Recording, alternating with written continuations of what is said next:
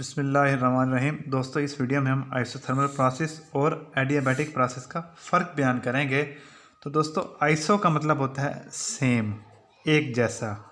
Therm का मतलब होता है टेम्परेचर, यानी एक ऐसा प्रोसेस जिसमें टेम्परेचर सेम रहे, उस प्रोसेस को हम कहते हैं आइसोथर्मल प्रोसेस।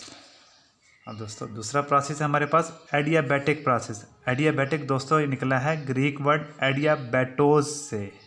एडियाबैटोज का मतलब होता है नॉट टू पास, यानी ऐसा प्रोसेस जिसके दौरान कोई हीट ट्रांसफ़र ना हो, कोई हीट पास ना कर सके।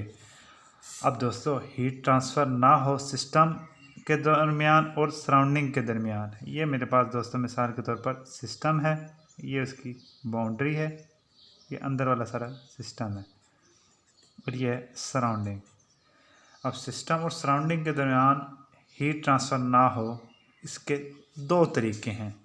पहला ये कि दोनों सेम टेम्परेचर पे हों, टेम्परेचर डिफरेंस से नहीं होगा तो हीट का खाक ट्रांसफ़र होनी है।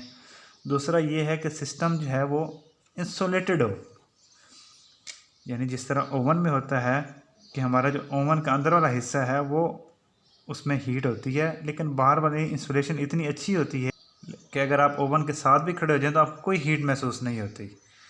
तो यानी या तो सिस्टम और सराउंडिंग सेम टेम्परेचर पर हो, दूसरा ये है कि सिस्टम जो है हमारा वो अच्छी तरह इंसुलेटेड हो, उससे कोई हीट बाहर ना निकल सके। तो दोस्तों, यहाँ से हो सकता है आपके जहन में एक चीज़ आए कि एडियाबैटिक प्रोसेस में कोई हीट ट्रांसफ़र नहीं हो सकती, तो हो सकता है इसका टेम्परेचर कांस्टेंट रहे।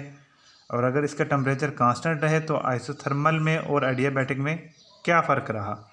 तो दोस्तों, इस चीज़ में आपने कंफ्यूज नहीं होना। एडियाबैटिक एक ऐसा प्रोसेस होता है जिसके दरमियान हीट ट्रांसफ़र नहीं होती, नो हीट ट्रांसफ़र, लेकिन इसमें एनर्जी इंटरेक्शन का, एनर्जी ट्रांसफ़र का जो दूसरा तरीक़ाकार है वर्क, वो हो सकता है।